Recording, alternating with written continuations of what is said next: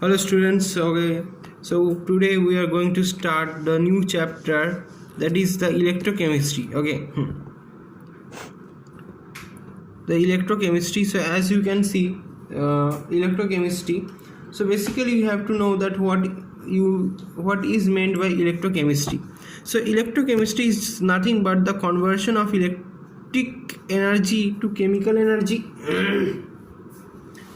and chemical energy to electrical energy vice versa, मतलब electrical energy से chemical energy में convert होगा या केमिकल रिएक्शन से इलेक्ट्रिकल एनर्जी में कन्वर्ट होगा. So this process and is the phenomena is called the electrochemistry. Okay, very simple to understand. So first we have determined what is the meaning of electrochemistry. Now as we have proceeded to the chapter, the first thing that we have to know, what is a Daniell cell. Okay, what is a Daniell cell? तो हम Daniell cell के बारे में भी पढ़ेंगे, battery के बारे में भी पढ़ेंगे, जो इलेक्ट्रोकेमिकल सेल्स होते हैं वोल्टाइक सेल्स, वो सब के बारे में भी पढ़ेंगे.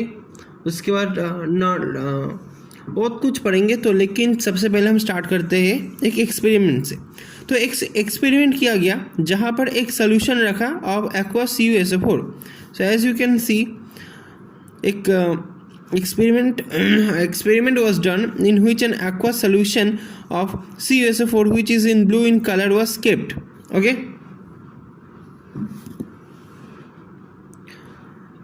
and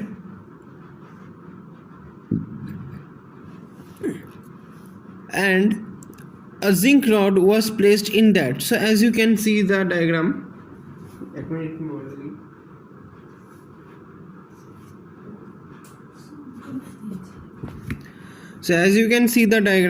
so a zinc rod is placed. It is not green in color, but it is for the understanding.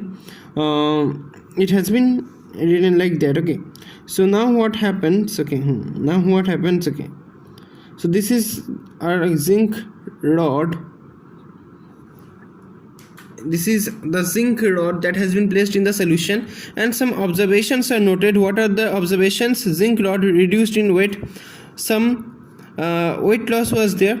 The weight loss इसलिए हो सकता है क्योंकि कुछ जिंक रॉड का प्रेसिपिटेट, जो आप देख रहे हो रेड कलर का, कुछ प्रेसिपिटेट हो सकता है या कुछ डिकम्पोज करके नीचे ऐसे गिर गया हो. ठीक है ना, ये हो सकता है. और क्या हो सकता है? Blue colour of the solution fades away. The blue colour of the copper sulphate solution can fade away and there is a red precipitate zinc rod का हो सकता है. और क्या होगा? Temperature rises. It shows that it is an exothermic reaction. सही है, temperature rise करता है. अब जो chemical reactions that were taking place, as you can see that zinc was getting oxidized to Zn2 plus. Zinc in the form of which is in the form of solid. तो 2 electron lose कर वो solution में चला आता है इन the form of Zn2 plus, मतलब atom से वो आयन बनता है and it is releasing 2 electrons. And as we know that loss of electron is called oxidation, so we can say that here it is taking place oxidation of zinc. Similarly, if you see that copper 2 plus 2 electron, copper 2 plus means the copper ion which was present in the copper sulfate solution, it take the electrons loose by the zinc rod. zinc rod से जो electron lose किया जाता है वो उसको पकड़कर Cu in the form of solid बनाता है. ठीक है ना. So it is just the opposite. It is taking the और gaining the electrons. That why we can say it is the reduction of copper being taking place and the red precipitate या Cu. ठीक है ना. Next और एक point यहाँ पर हम देख सकते हैं कि direct redox reaction taking place in the same container. It is a spontaneous redox reaction, that is the gives energy is less than 0. Spontaneous इसलिए क्योंकि इसे कोई एक्सटर्नल केमिकल रिएक्शन या हमें कुछ नहीं करना पड़ रहा है. ये जब भी हमें कंटेनर में ऐसा सेटअप रख रहे हैं, सभी केमिकल रिएक्शंस अपने आप ही होते जा रहा है, टेम्परेचर भी अपने आप ही बढ़ते जा रहा है, रेड प्रेसिपिटेट भी अपने आप ही फॉर्म हो रहा है. सो नो इंटरफेरेंस और no external interference is required. तो और एक पॉइंट हमें याद रखना है कि ही energy is release in the form of heat as temperature rises. Observation में दिखा गया कि टेम्परेचर राइज कर रहा है, तो ऑब्वियसली क्या होगा कि energy is release in the form of heat. Next जो एक टॉपिक पढ़ेंगे वो बहुत ही ज़्यादा इंपॉर्टेंट है हमारे एग्जाम पॉइंट ऑफ व्यू के लिए, सही है ना। So that is the electrochemical cell, as you can see the heading. So as you can see the heading, electrochemical cell, galvanic cell और voltaic cell. Okay, see the topic, electrochemical cell, galvanic cell और voltaic cell, सही है। तो what does the mechanism, तो सबसे पहले हम इसका प्रिंसिपल पढ़ते हैं, ठीक है ना। तो it converts the chemical energy into electrical energy due to the spontaneous redox reaction। देखो, it converts the chemical energy into electrical energy due to spontaneous redox reaction, ठीक है। तो जैसे हम electrochemistry and the subject that deals with this conditions is known as electrochemistry. अब यहाँ पर एक पॉइंट मैंने लिखा है, उस पॉइंट को यहाँ पर गौर करो।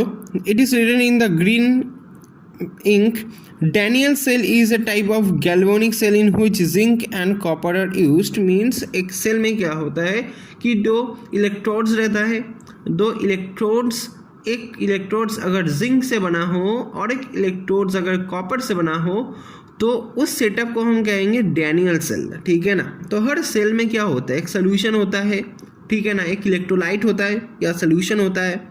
इलेक्ट्रोलाइट में क्या होता है, दो, एक एनोड होता है और एक कैथोड होता है। पहले मेरे बात ध्यान से सुनो, अभी नोट्स की तरह मत देखो, सही है ना, अभी नोट्स की तरह मत देखो, अभी मेरे बात सुनो। तो एक इलेक्ट्रोलाइट होता है, दो इलेक्ट्रोड्स होता है जहाँ पर एक एनोड एंड कैथोड।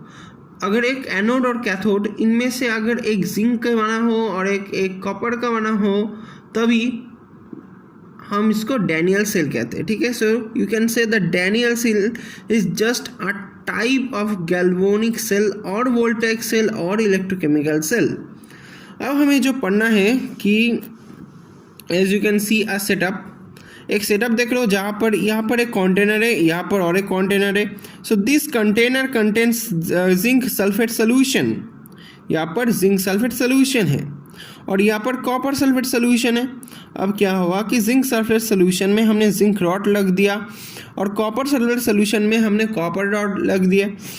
अब जब यहाँ पर एक रिएक्शन अपने आप स्पॉन्टेनियस रिएक्शन में पता है कि यहाँ पर होगा क्या होगा कि जिंक जो इलेक्ट्रॉन है, zinc will give 2 electrons in the solution and the zinc atom will convert into zinc ion, that is to Zn2 plus with the loss of 2 electrons, and we can say that oxidation of zinc is taking place.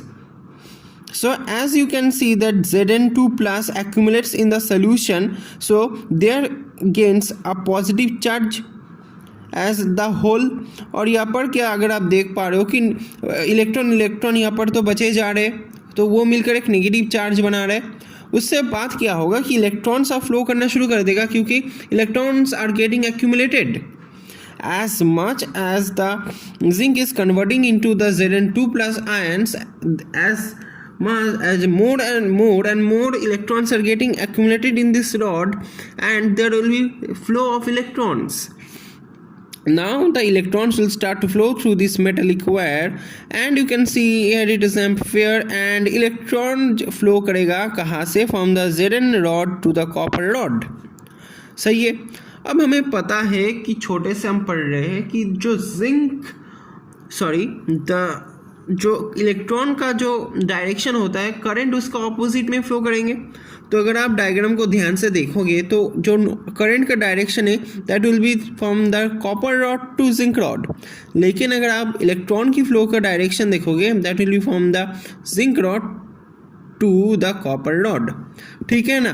तो अब हम कुछ points जो मैंने आपको describe किए हैं, अब मैं आपको एक समरी की तरह या ब्रीफ डिस्कशन की तरह मैं आपको बताऊंगा। अब ध्यान से देखिए इसको, देखिए, हाँ, Okay, so please notice here that zinc is converting into the Zn2 plus 2 electron, and it is getting oxidized, and oxidation of the zinc is taking place. Okay, very simple to understand. Now see the second point, and zinc rod slowly becomes negative charge due to the loss of electrons.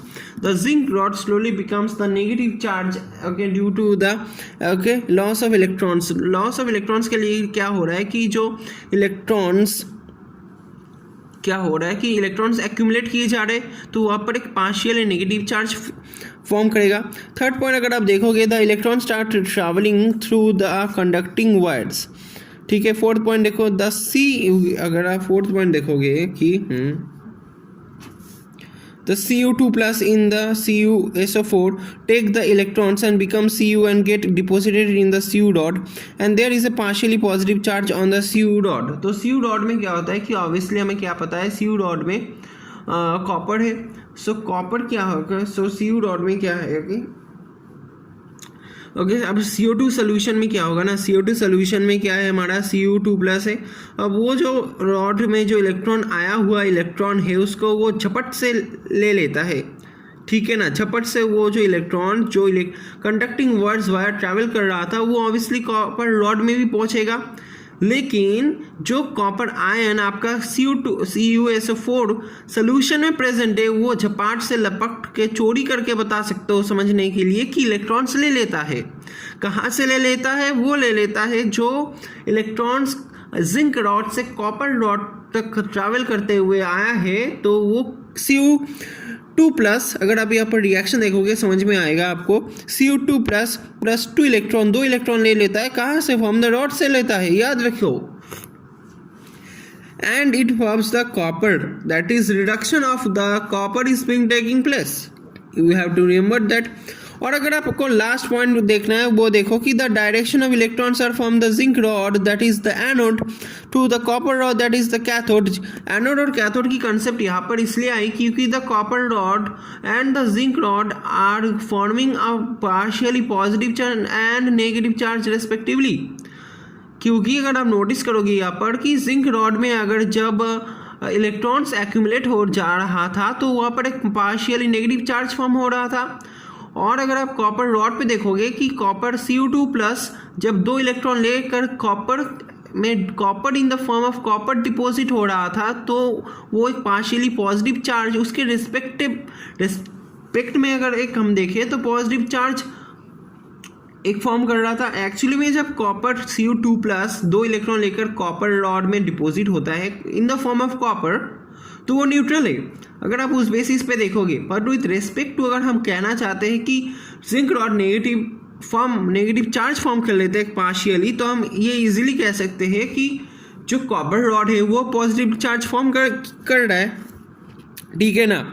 तो fifth point अगर आप देखोगे कि the direction of the electrons are from the zinc rod that is the anode to the cathode, okay, copper rod, but the direction of current from the cathode to anode. See diagram मैंने आपको दिखा दिए हैं, तो आप वो देख लीजिएगा.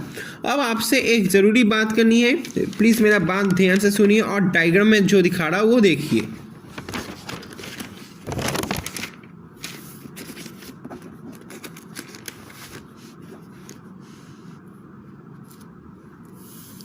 ओके स्टूडेंट्स, तो अगर आप नोटिस करोगे कि मैंने यहाँ पर 2 कंटेनर बनाए थे. अब एक कंटेनर जहाँ पर मैंने जिंक सल्फेट को रखा था, और एक कंटेनर जहाँ पर मैंने कॉपर सल्फेट सोल्यूशन रखे थे. ठीक है ना. अब जहाँ पर मैंने कॉपर सल्फेट सोल्यूशन रखे थे, वहाँ पर मैंने इसको नाम दिया, क्या नाम दिया, लेफ्ट हाफ सेल. क्योंकि देखो कि ये दोनों मिलाकर जो सेल बनाता है, तो ऑब्वियसली दोनों को मैंने हाफ सेल और हाफ सेल नाम बता सकता हूँ. एज जो कॉपर सल्फेट सोल्यूशन है वो मैंने राइट साइड में लिया है, तो मैंने इसका नाम लिखा, लेफ्ट साइड में लिया है, तो left half cell. Okay sorry, यहाँ पर एक गलती हुई है. देखो मैं आपको बता रहा हूँ कहाँ पर गलती हुई है. देखो स्टूडेंट्स, यहाँ पर जो लेफ्ट नहीं होगा, यहाँ पर राइट हाफ सेल तो यहाँ पर राइट हाफ सेल होगा, यहाँ पर गलती हुई थी, तो इसका मैंने नाम रखा राइट हाफ सेल। और क्या है, पॉजिटिव हाफ सेल नहीं बता सकता हूँ क्योंकि ये एक पार्शियली पॉजिटिव चार्ज फॉर्म कर रही है पूरा जो कॉपर रॉड।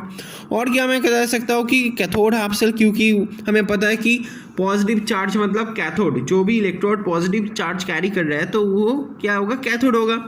और हम क्या सकते हैं रिडक्शन हाफ सेल, क्योंकि रिडक्शन टेकिंग प्लेस। सिमिलरली अगर हम राइट को दिखाएं तो आप देख सकते हो और नोटिस करोगे आप यहाँ पर कि you can C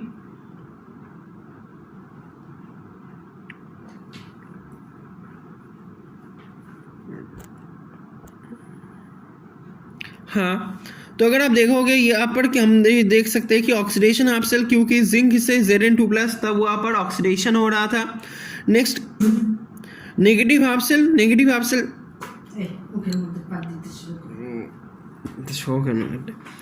negative half cell हम कह सकते हैं क्योंकि यहाँ पर जो नेगेटिव चार्ज फॉर्म हो रहा था, या हम कह सकते हैं कि एनोड हाफ सेल भी कह सकते हैं, या ऑक्सीडेशन हाफ सेल क्योंकि यहाँ पर ऑक्सीडेशन हो रहा था। लेफ्ट हाफ सेल, क्योंकि अगर आप नोटिस करोगे कि वो आपका राइट हैंड साइड में था, ये आपका लेफ्ट हैंड साइड में था, तो इसको रिमेंबर करने के लिए मेरा एक ट्रिक है, वो है LOAN। L stands for left, O stands for oxidation, A stands for anode and N stands for the negative। तो ये तो नेमिंग सिस्टम है, वो आप वीडियो को पॉज करके लिख लीजिएगा ज़रूर। सही है, तो ये जो एक्सपेरिमेंट था ये भी एक तरह का एक्सपेरिमेंट या सेटअप वाइज आप कह सकते हो। तो यहाँ पर एक प्रॉब्लम जनरेट हुआ था, वो प्रॉब्लम हम देखेंगे कि इस सेटअप से क्या प्रॉब्लम था।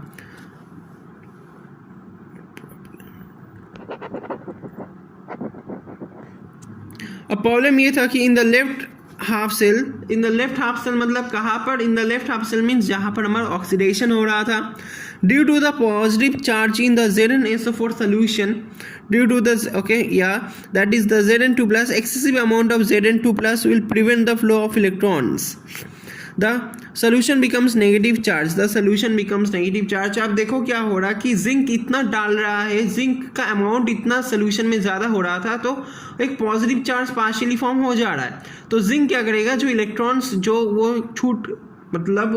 इलेक्ट्रॉन्स आपके रॉड्स पे है, वो फिर से क्या जिंक बनना चाहता है, and the solution becomes negative charge.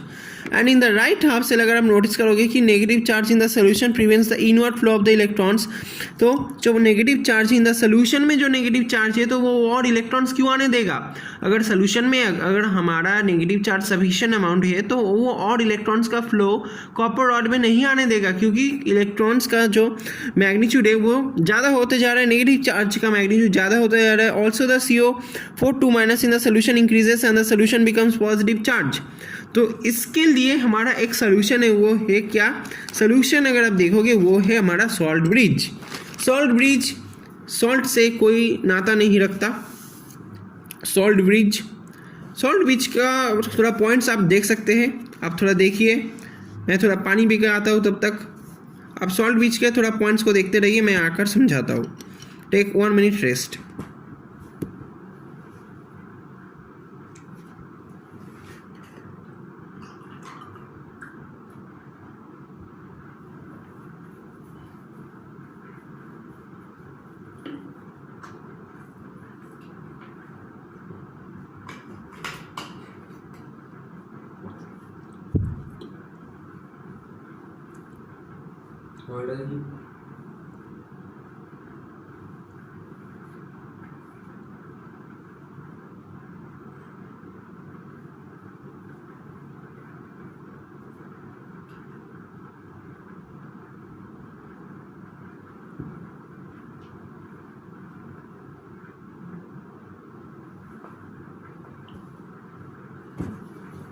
Okay students, I have come back. तो नेक्स्ट हम लोग नोटिस करेंगे सॉल्ट ब्रिज। अब सॉल्ट ब्रिज क्या होता है, सॉल्ट ब्रिज होता है कि एक इन्वर्टेड यू टाइप ग्लास का शेप होता है। अगर आप नोटिस करोगे यहाँ पर एक डायग्राम बनाया हुआ है, तो एक इन्वर्टेड ग्लास का बना हुआ एक इन्वर्टेड फनल टाइप का है, यू ट्यूब, नॉट YOUTUB, जहाँ पर आप लोग वीडियोस देखते हो वो वाला यूट्यूब नहीं भैया, इन्वर्टेड यूट्यूब ग्लास, ठीक है ना। एंड उसमें क्या रहता है कि उसमें जो सॉल्ट ब्रिज है ये एक स्ट्रक्चर जैसा ग्लास का एक स्ट्रक्चर है, ठीक है ना, मॉडल जैसा बना रहता है जो एक दो सोल्यूशन के बीच कनेक्ट किया जाता है। कहाँ कैसे कनेक्ट किया जाता है पता है?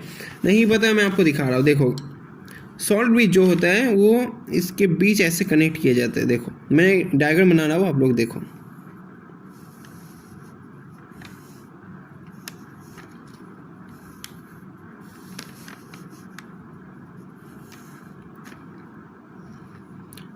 तो ये है हमारा सॉल्ट ब्रिज, सॉल्ट ब्रिज, ठीक है। तो नेक्स्ट हम देखते हैं क्या होगा। ओके, तो इसमें क्या होता है कि ये सॉल्ट ब्रिज है, जो सॉल्ट ब्रिज है इसके अंदर हम एक इनर्ट इलेक्ट्रोलाइट रखते हैं जैसे K2SO4 NH4Cl या KCl। अगर पाउडर मतलब क्या होगा, तो जेलाटिन एक पाउडर टाइप का होता है इन सेमी लिक्विड स्टेट, ठीक है ना। तो we put an electrolyte like the K2SO4 KCl। देखो KCl अगर हम रखेंगे तो K प्लस और Cl माइनस में टूट जाता है। अब देखते हैं कैसे क्या होता है।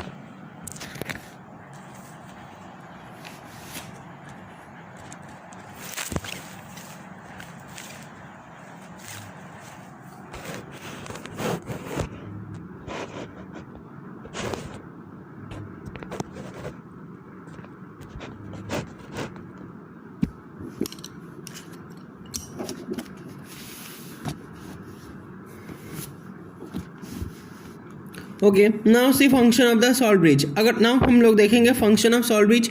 फंक्शन ऑफ सॉल्ट ब्रिज में अगर आप देखोगे कि it maintains the electrical neutrality of the half cell obviously, क्योंकि अगर आप देखोगे कि KCl अगर हम रखते हैं यहाँ पर, अगर हम KCl यहाँ पर रखते हैं तो Cl माइनस इस तरह से आएंगे, K प्लस इस तरह से आएंगे। तो यहाँ पर जो नेगेटिव चार्ज, तो यहाँ पर हमारा जो पॉजिटिव चार्ज, यहाँ पर जो हमारा पॉजिटिव चार्ज बनते जा रहा था ज़्यादा, तो ये आकर इसको न्यूट्रलाइज करते हैं। और जो और जो राइट सेल में जो हमारा जो नेगेटिव चार्ज बढ़ते जा रहा था, कहाँ पर? इन द सोल्यूशन, सही है। तो K प्लस आकर इसको न्यूट्रलाइज करते जा रहा है। अच्छा से समझो भाइयों। सेकेंड पॉइंट अगर आप देखोगे कि it completes the circuit by allowing flow of electrons. तो पहले न्यूट्रलाइज करता है, फिर obviously it permits the flow of electrons. Third क्या है? It minimize the liquid junction potential. ये पॉइंट आपको नहीं लिखना है, ये हाई लेवल पॉइंट है, मत लिखिए आप लोग। फिर अगर आप देखोगे कि condition for the electrolyte in salt bridge KCl अगर हम इलेक्ट्रोलाइट में सो KCl जब हम सॉल्ट ब्रिज में रखते हैं तो वो टूट जाता है किसमें? K plus and Cl minus. And इसका जो प्रॉपर्टी ये है कि KCl एक्चुअली में एक रिएक्टिव एसिड है, लेकिन क्या है कि रिएक्टिव सॉल्ट है वो। So but it don't react with any metals ion of the half cells. तो हाफ सेल में जो भी आयन्स होंगे जैसे ZnCu, उसके साथ वो कभी रिएक्ट नहीं करेगा। Okay, but Zn2 plus Cl2, okay, अगर आप देखोगे यहाँ पर क्या लिखा है कि but Zn plus 2Cl minus, अगर Zn और Cl का अगर ये हो जाता है तो ZnCl2, but ZnCl2 is highly soluble salt, it combines with water to form Zn अगेन। एक नोट लिखा है यहाँ पर, आप नोटिस करो कि Ag can't be taken as an electrode because Cl reacts with Ag to form AgCl which deposits as a passive weighted। तो तो हमें क्या लेना है कि हम तो हम एक Ag can't be taken as an electrode, ठीक है। तो क्लोरीन Ag के साथ रिएक्ट कर जाता है, इसीलिए हम Ag को कोई भी इलेक्ट्रोड में नहीं रख सकते, सही है। अब good ionic mobility and equal mobility of cation and anion, ये एक प्रॉपर्टी है, समझ लेना।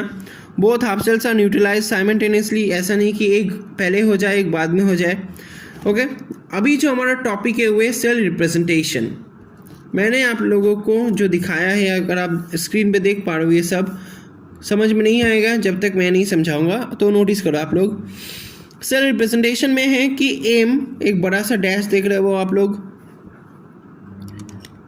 एक बड़ा सा डैश देख पा रहे हो, एम प्लस, मतलब एम जो मेटल है उससे क्या फॉर्म हो रहा है? N plus, M N plus ion, ठीक है ना। सिमिलरली एम एन प्लस से क्या फॉर्म हो रहा है एम, सो जेड एन से क्या फॉर्म हो रहा है Z N two plus, C U two plus से क्या फॉर्म हो रहा है सी यू प्लस। तो ये रिडक्शन हो रहा है, यहाँ पर ऑक्सीडेशन हो रहा है। अगर सॉल्ट ब्रिज का जो डायग्राम है वो दो, ठीक है ना। अब Z N two plus Z N से जेड एन फॉर्म हो रहा है, यहाँ पर सॉल्ट ब्रिज है, और सी यू टू से ये हमारा कहता है सेल रिएक्शन। अब हम देखेंगे सेल रिएक्शन क्या कहते हैं, ठीक है। सेल रिएक्शन देखो,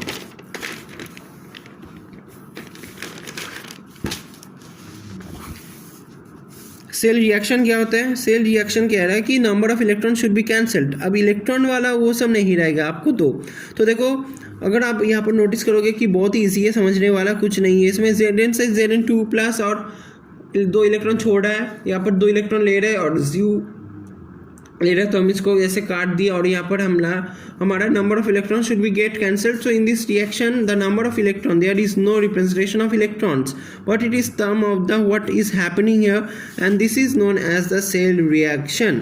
अब हमारा एक क्वेश्चन है कि Na2 प्लस और Ag प्लस से Ag so right the cell reaction of and half cell. तो यहाँ पर आप देख पा रहे हो कि Na से Na2 प्लस और 2 इलेक्ट्रॉन छोड़ रहा है, और यहाँ पर क्या 1 इलेक्ट्रॉन लेकर, सॉरी यहाँ पर थोड़ा गलती है, अगर आप नोटिस करोगे यहाँ पर